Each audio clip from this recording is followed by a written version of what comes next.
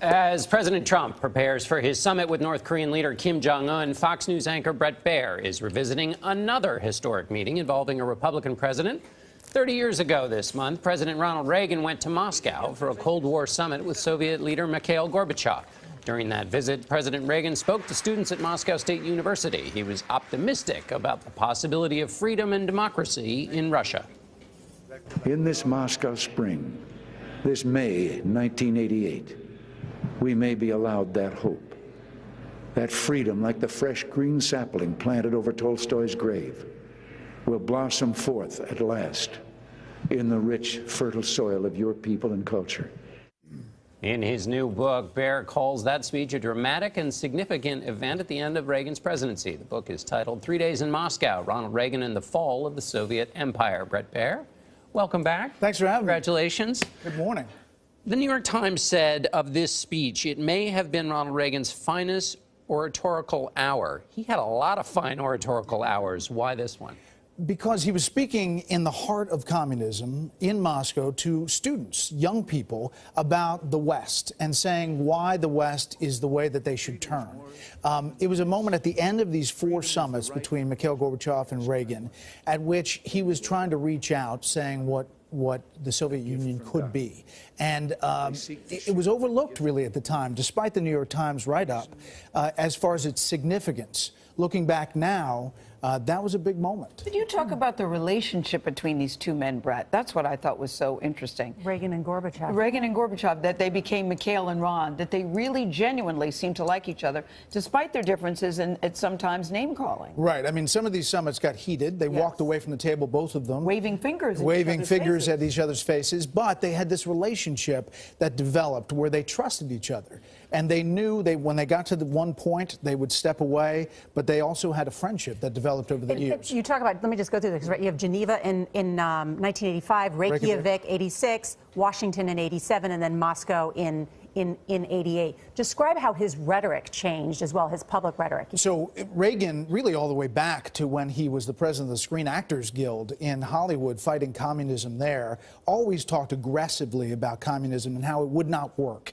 And he believed, eventually in speeches as president, that it would be on the ash heap of history, and the Soviet Union was the evil empire. And it would be really aggressive, the things he said. In fact, Nancy Reagan even said, hey, listen, dial it back a little bit. But that enabled him, when Mikhail Gorbachev came to the front, to say, this is a guy I can work with. You know, when you go back to those radio speeches he used to give, this is the thing he thought about his entire adult life, even before he thought about running for president, the relationship between capitalism and communism, freedom and oppression. This was, in a sense, in his bones, so he can make those decisions. Briefing books are important, but he could make those decisions on the fly with Gorbachev. And that's what Secretary of State George Shultz said was so amazing about Reagan, is that it was his inherent belief that communism was never going to work, that enabled him to get into these meetings and summits and believe he had the upper hand, even if in negotiating he may not have. One of the things, he's obviously an icon of the conservative movement, but when he first started meeting with Gorbachev, a lot of conservatives thought, he's going to take you, he's going to upstage you, he's going to, you know, why are you doing this? He got a lot of grief from the right. Because remember, Mikhail Gorbachev was a rock star. He was this young up-and-comer. He was being received by the world as someone who was really great at explaining things, and conservatives were worried he was going to give up the store, Reagan. And that meeting in Reykjavik, when he comes out and he's wearing a suit, and he walks to meet Gorbachev, and Gorbachev pulls up, and he's wearing a winter coat and a scarf and a hat. The image was actually the older Reagan looked younger, and the Gorbachev looked huddled and like an old And they didn't Soviet like leader. that. I love the part in the book you made. The point you make, people don't make wars, government does. And when people are free to choose, they will always choose peace. It sure does seem like there's some lessons for us in that. Big time. And as you look now, you know, fast forward, the last chapter of the book is about Last Word, and it looks at the threats that we face. And obviously, I didn't know that there was going to be a summit in Singapore. Great timing for you. It's good. I had nothing to do with it, but right. It actually is on June 12th, which June 12th, 1987, is the day of the Berlin speech at Brandenburg Gate, where Reagan says, "Tear down this wall." A line that everybody wanted him to take out in the White House and the State Department, and he put back in.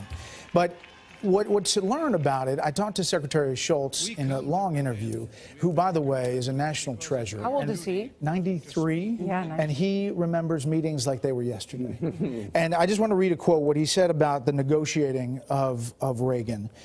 His principles. Number one, be realistic. Number two, be strong. Not just military strength, economic strength. But then, more than that, have strength of purpose. Then number three, figure out what it is you want. Don't start thinking about what other people want, because you'll be negotiating with yourself. Just what you want. Then when you have all that straight, sit down and negotiate. Then you've got the hand to play. Now, this is Secretary Schultz, who was in those rooms, one of the only people in those rooms. And, you know, there might be some lessons to be learned in summits to come. You sending it over to anybody you know? No, I'm not, but I'm just putting it out there. I discovered. And as a leader, be open to lessons from other people. Of course.